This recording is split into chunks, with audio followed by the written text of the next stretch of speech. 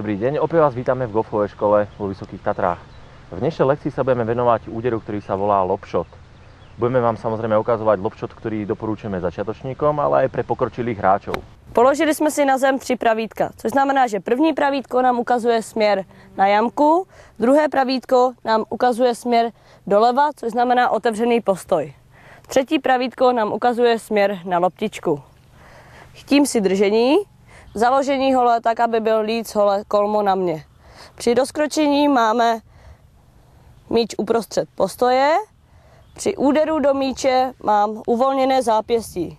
Do nápřahu jdeme strmě, takzvaně, že hůl nám směřuje směrem k nebi nahoru. Při impaktu do míče chci, aby váha byla na levé noze.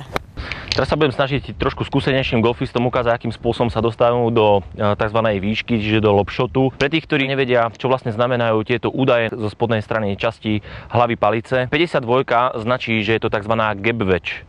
56 značí, že je to tzv. Sand wedge a 60 je lob wedge.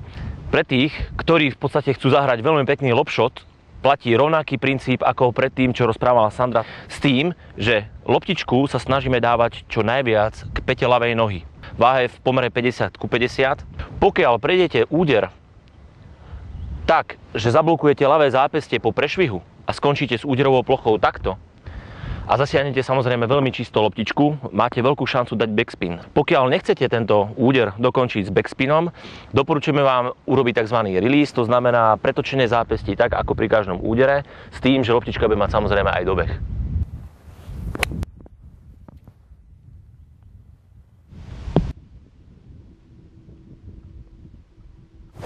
V dnešnom dieli, ktorom sme venovali úderu, ktorý sa volá lob shot, sme vám ukázali základy.